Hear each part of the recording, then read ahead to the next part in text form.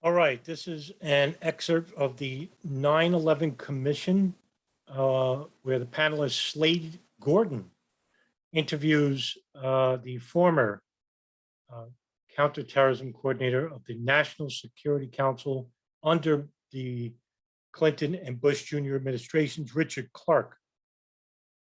Let's play the video.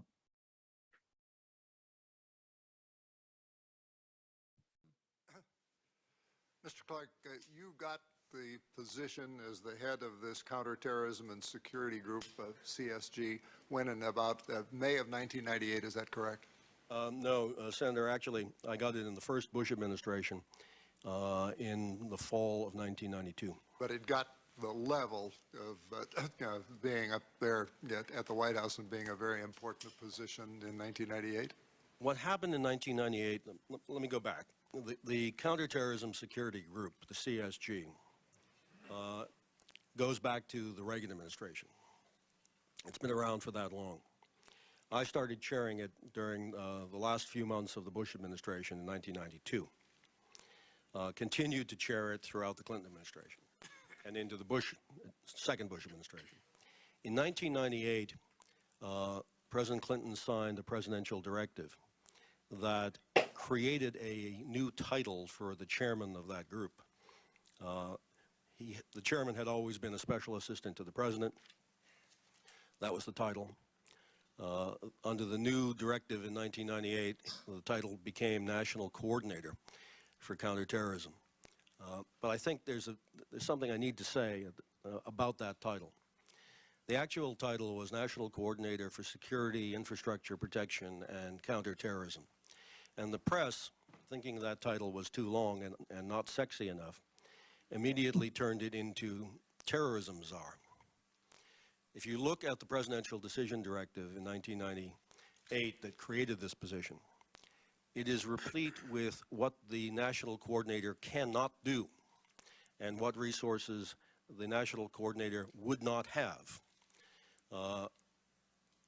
It was not a counterterrorism czar, especially when compared to people like the drug czar. It was a staff position, not an action, not an action position, in other words. It gave me all of the responsibility and none of the authority. And so whatever ideas that he could come up with, whatever operations that he could come up with, and they're not actionable. But it wasn't, and Clarke is one of the old guards regarding that he took Al-Qaeda seriously. He's one of the very few. At the time, during the early 90s, it was not even an agenda filler regarding the Bush senior or the Clinton administration until the CIA got involved and started giving intelligence to Clinton. And it was Clarke who basically spearheaded the counterterrorism center and basically said that Al-Qaeda needs to be taken seriously.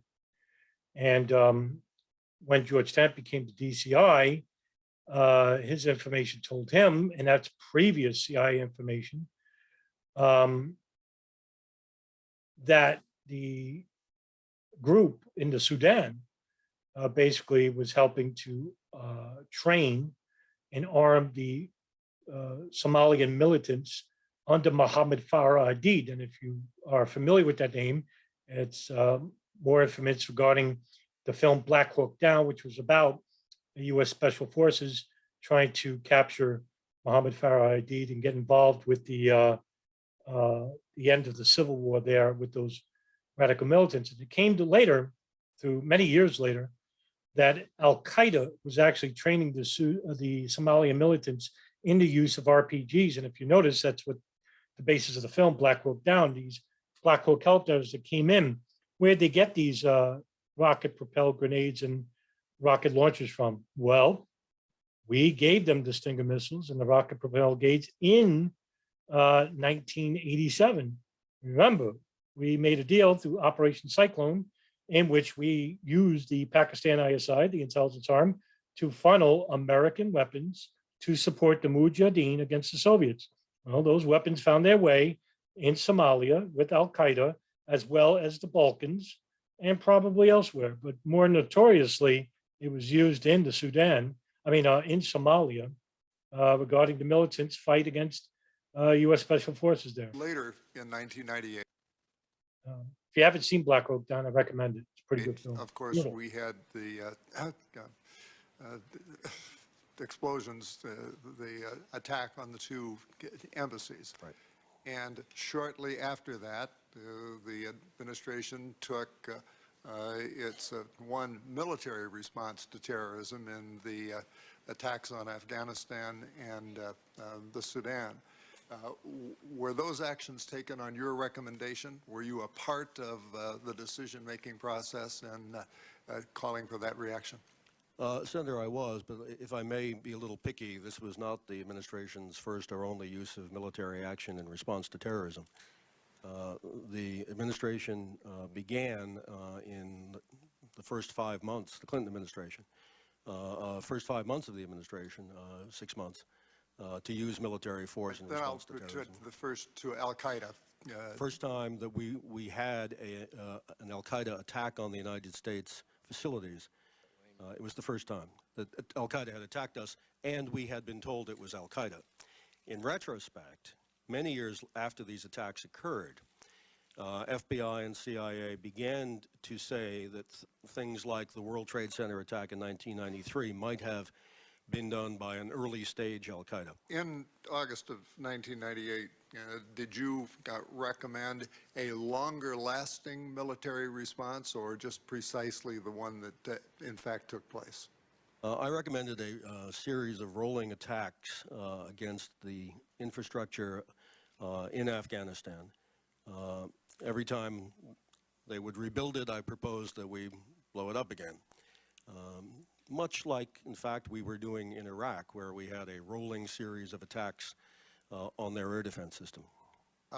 Right now, look, there's the problem with this is that you have what they call as the national security brief, where you have, and I've said this before in other videos, where you have the heads of the intelligence agencies, right, as well as the highest levels of officials in the White House, like the Secretary of State or Secretary of Defense, the head of the director of the CIA, director of the FBI. They talk about the threats, the current threats to the country's security.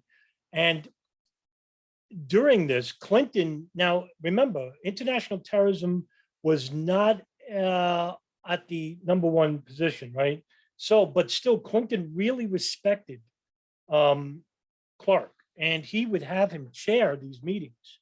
That didn't happen in the Bush administration because he saw Clarke as a holdover of the Clinton administration. So, and they never took counterterrorism seriously anyway. However, Clinton did. And Clinton basically wanted Clarke's ideas and thoughts about how to handle the situation in the Sudan and later Afghanistan.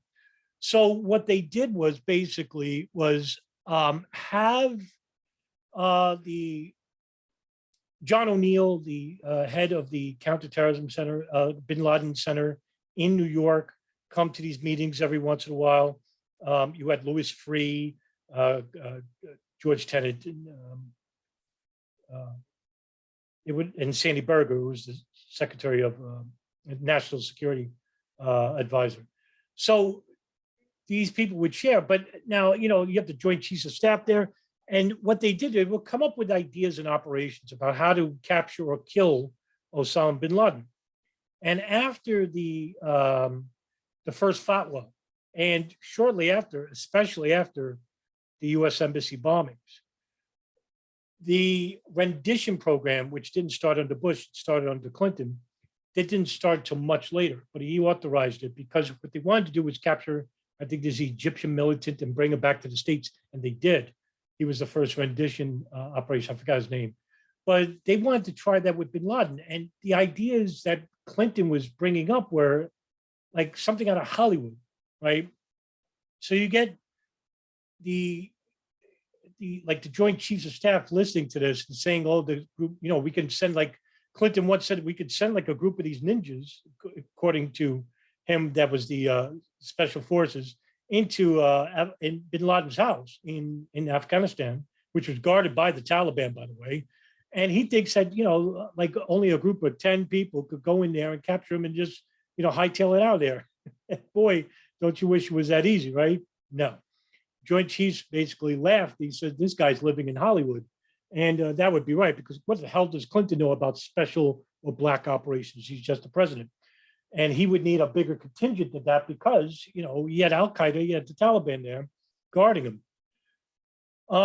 And so you would have these ideas about using the new drone program at the time that was brand new. Nobody knew how to use it or how, whether it was, how could I say it? Whether it was a valid source of like using it as an assassination tool, and nobody wanted to take it. So in other words, all these ideas and all these situations, nobody wanted to take action. And that was the problem in the Clinton administration. That was a huge glaring problem. Shortly after that, you came up with the so-called Delenda plan, as I understand it.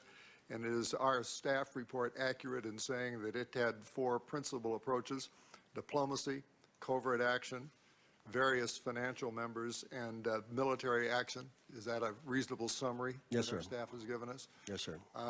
And is our staff accurate in saying that the strategy was never formally adopted, but that you were authorized in effect to go ahead with the first 3, but not with the 4th?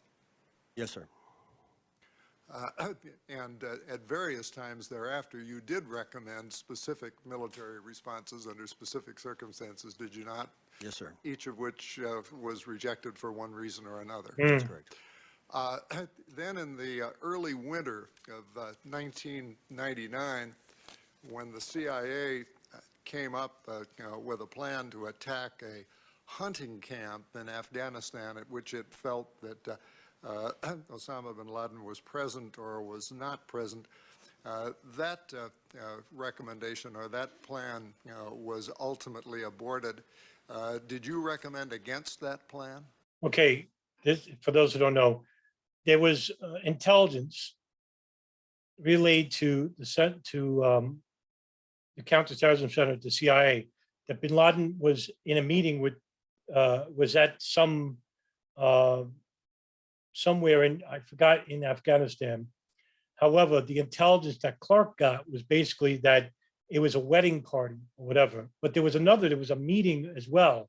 And at the meeting, they basically wanted to strike Bin Laden with a missile from above, a drone strike actually. And they advised against it because they didn't know what they got was intelligence on the ground was that there was a couple of United Arab Emirati princes at this meeting. And basically, Clarke went against it. And I think this was around the same time where Clarke and Michael Scheuer, who was on his way out as the chief of Alex Station, the Bin Laden Issue Station, he was replaced that year by Richard Lee. And I think it was basically because he was so insular and very hard to deal with, even according to CIA standards.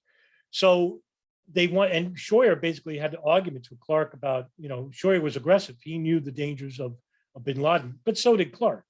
But again, no action taken. Scheuer basically didn't care. If 20 people had to get killed, so be it, as long as the target was killed. And the White House couldn't afford that. And the reason why they couldn't afford that was because their interests were at stake. Yes, Senator Wright.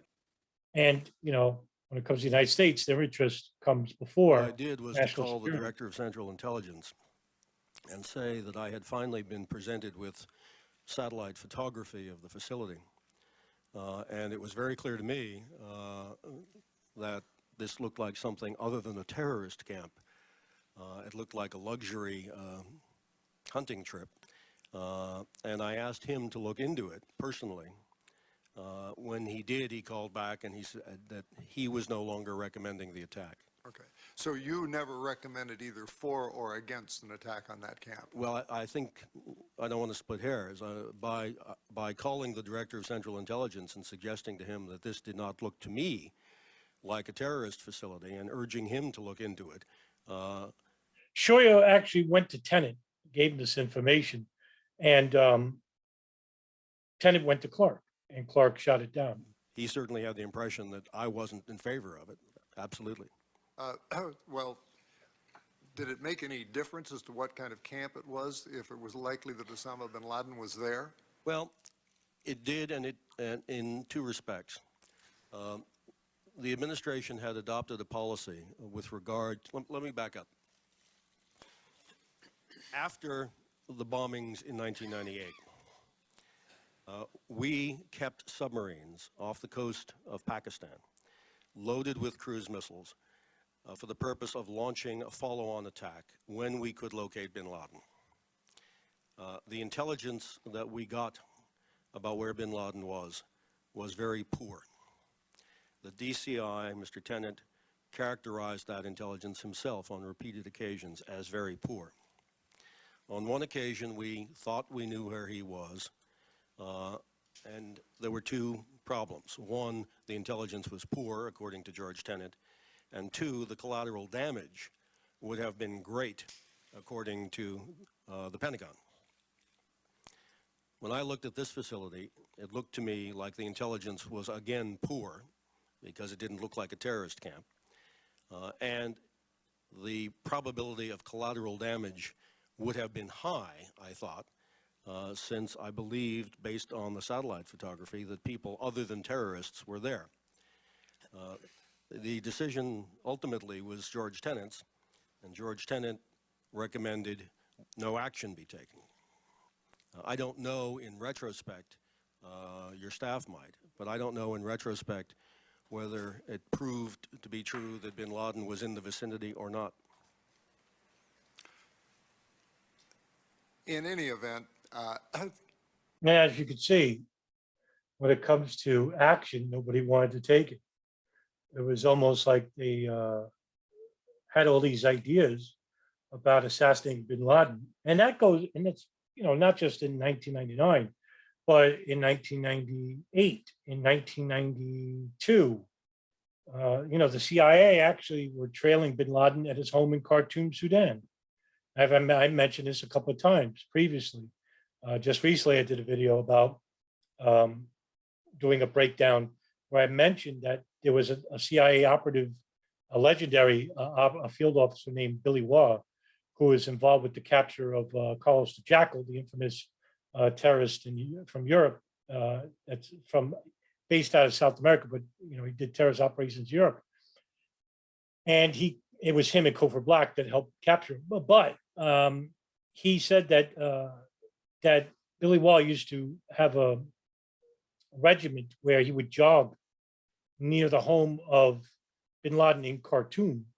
And bin Laden would actually be walking by with his contingent of security detail, and he'd wave and just walk away. And he told the Counterterrorism Center that I could get close by where I could probably kill him with a rock. But Clinton didn't want to take action because that information was relayed to Clinton, and Clinton said no. So every recommendation for military action or covert action from late 1998 until the year 2000 ran up against the objection of actionable, that it was not based on actionable intelligence, that wonderful phrase we've heard in the last 2 days. Is that not correct? Because of uncertainty as to whether bin Laden was present, uncertainty about collateral damage, et cetera. That's true in describing actions aimed at Osama bin Laden himself. There were other covert action activities taken, which we obviously can't go into here, but there was a pre-existing finding on terrorism under which CIA was operating, and CIA was able to do some things outside of Afghanistan against the Al-Qaeda network using that authority. see, the CIA actually said later on that they had constraints about doing black operations. Now, this is coming from the Church Committee hearings of 1977, where they investigated the intelligence services and the CIA about the use of their loosely based regulations about assassinations, covert ways to assassinate people, subverting governments abroad. So this came to light in the Church Committee hearings, and they basically put like this black mark on the agency itself, and it, deservingly so. However, throughout the years, the CIA just sat in the shadows and basically just behaved to an extent than how they previously were working. And then when George Tenet came, and after when Stansfield Turner served as the CIA director under Reagan, after that, Tenet became the DCI, and he was seen as a reformer. And what he wanted to do is, stop with these field officers, right? He wanted to put in bureaucrats because he wanted to change the agency to become more financially, wanted to bring in more financial benefits into the agency to build upon new centers like the National Security, the Special Activities Division, a really special covert group. I forgot the name of it, and I can't think of it right now. Anyway, what he wanted to bring was he wanted to brown nose, at these functions where you would have, White House officials and their affiliates, corporate junkers and whatnot. And he wanted to brown nose these people because basically they would get the CIA back into what he wanted was back in the public eye. That's what he wanted. And he basically did. 9/11 actually was, that gave him every opportunity to do that and then some, and he did. And not only that, they broke every damn law in the book after 9/11. The rendition program, the torture program, you could thank the CIA. That was the CIA doing that, all at the behest of the State Department under George Bush, under Dick Cheney and Don Rumsfeld, and the White House lawyers like John Yoo and David Attenborough. So Tenet basically just, from the first years he was DCI, he basically gave new positions, took out Scheuer, put in Richard Blee for the chief of Alex Station, put in Cofer Black as the head of the Counterterrorism Center. And all these guys basically were bureaucrats. Black was, and so was Richard Blee, and so was John McLaughlin. So a lot of these people, right? And basically the CIA fired under Tenet, basically, and this is written in the book Jawbreaker by Gary Bernstein. Bernstein claims that Tenet fired so many or forced retirement on so many CIA field officers. And instead, management, which I think labeled the third floor, the sixth floor, he always mentioned him by the floor. I forgot the name of the floor. But he said management grew, and they grew and grew and grew. And you have all these fresh faces coming in there that back in the early advent of the CIA, you had to be a field officer and work your way to the top, like James Jesus Angleton, or Alan Dulles, or Stansfield Turner, or Richard Helms. These guys earned their position, and they were seen as brilliant minds, even though they were sociopaths. And at the very end of the Clinton administration, after the attack on the Cole,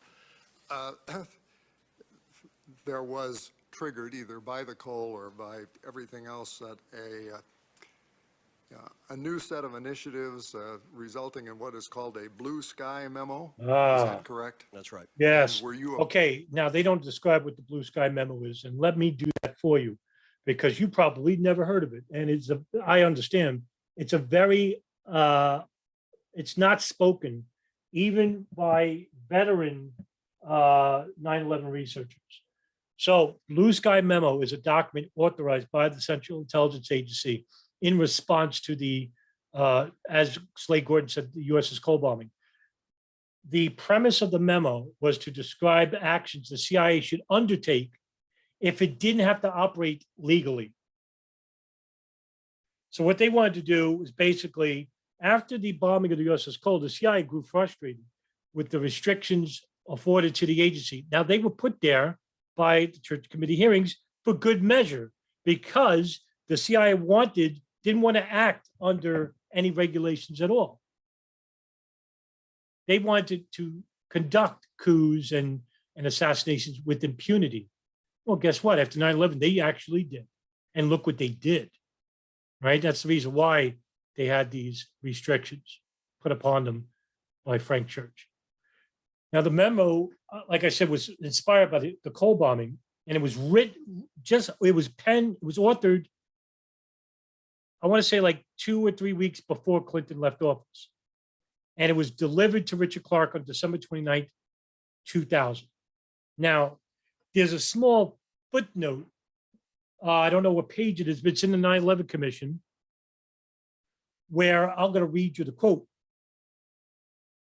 Quote, no action was taken on these ideas in the few remaining weeks of the Clinton administration.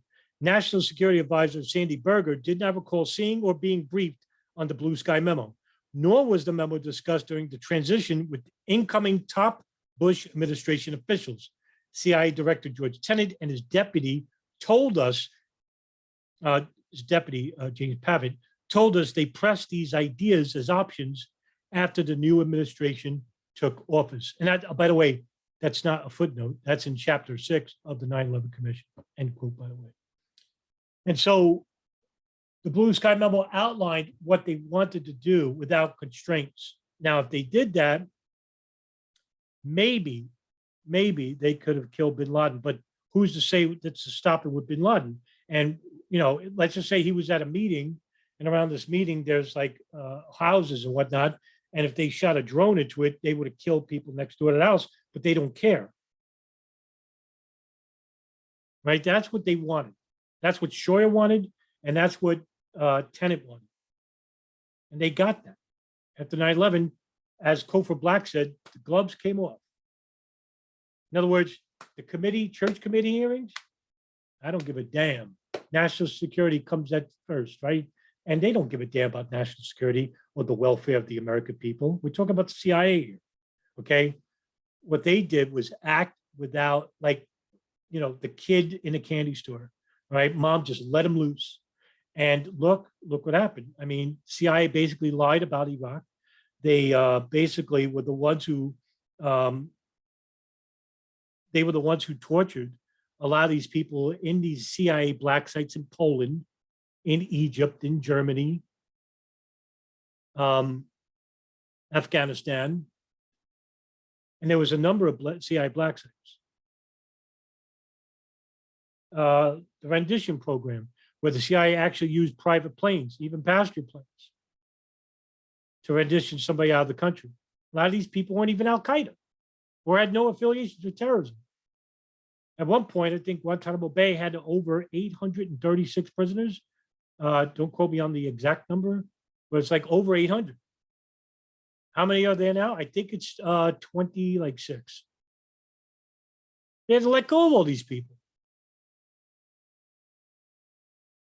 So that was the nature of the Blue Sky memo anyway. So we'll go back to Slade Gorton there. Part of that was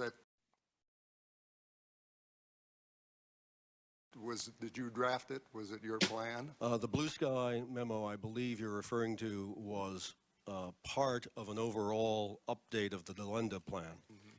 And it was a part generated by the Central Intelligence Agency. My staff, generated the rest of the update.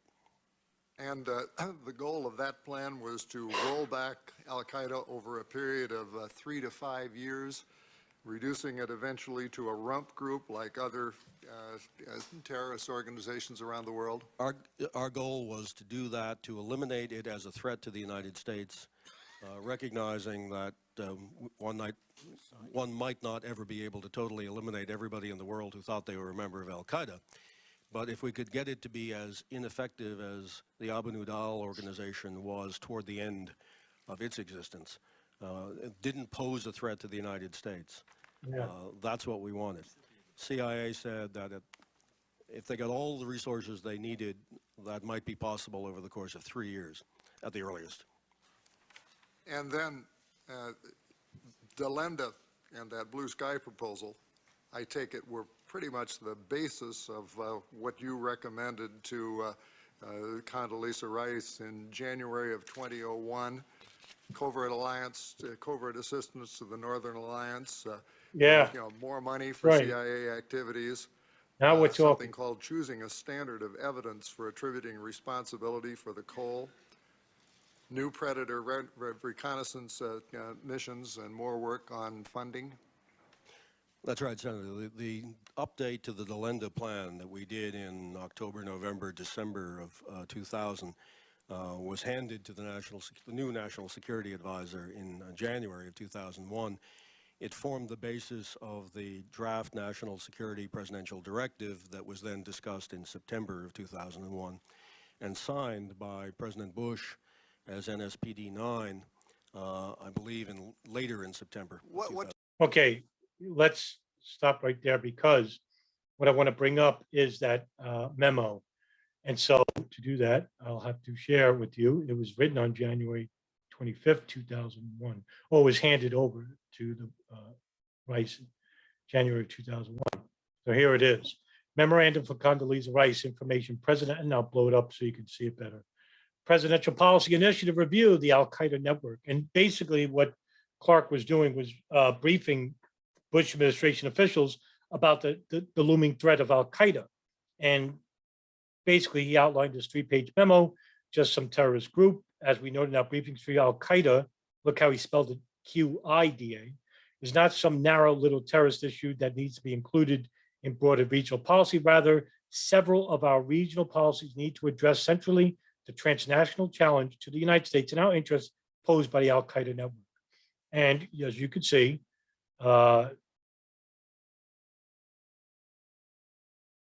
there's this plans that he was talking about, the first, second, third, right? And threat magnitude, strategy, the fiscal year budgets that's needed, and decisions. We initialize funding to the Northern Alliance and to the Uzbeks. Now, that's a great point, because Ahmad Shah Massoud in that year of 2001 went to, I think, France and basically pled with the world. This is just about a month before he was assassinated.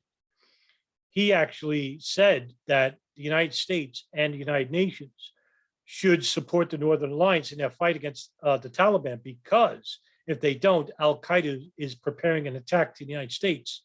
Well, 2 days before 9/11, Ahmad Shah Massoud was assassinated by 2 Al-Qaeda operatives posing as journalists. I think they were from, Tunisia, but they weren't. And that coordination took about a month or two, because they had to go to an intermediary in Egypt to talk with him first. And he didn't do any background checks on these 2 guys. And the guy from Egypt said, hey, Massoud, yeah, maybe we could set something up in an interview with these 2 guys.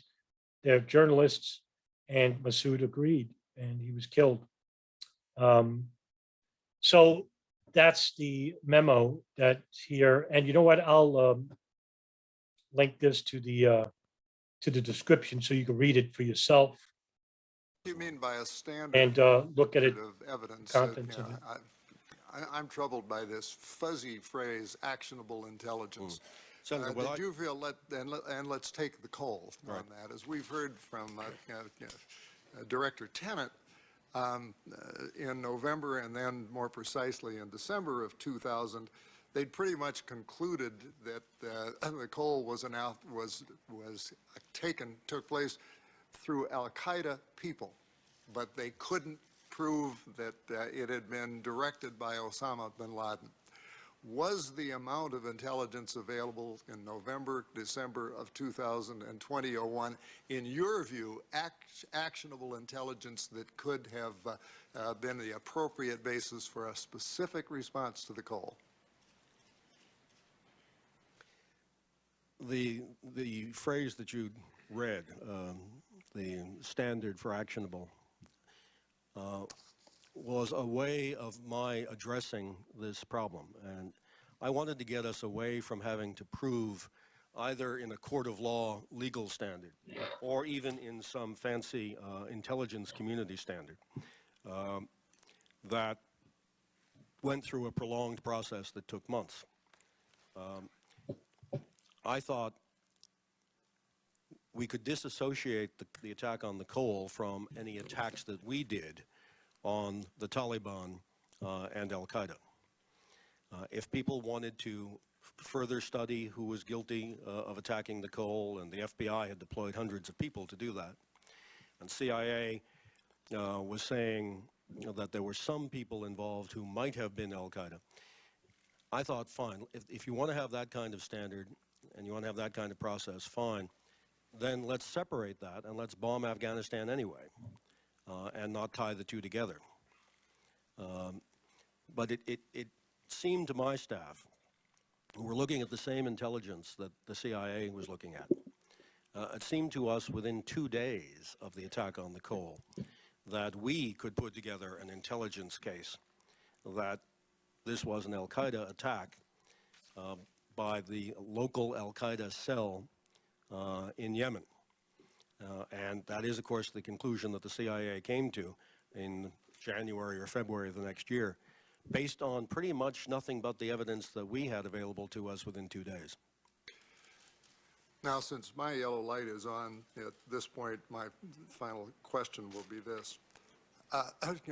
Assuming that the recommendations that you made on January 25th of 2001, based on DeLinda, based on Blue Sky, including aid to the Northern Alliance, which had been an agenda item at this point for 2.5 years without any action, assuming that there had been more Predator reconnaissance missions, and assuming that that had all been adopted, say, on January 26th, year 2001, is there the remotest chance that it would have prevented 9/11? No.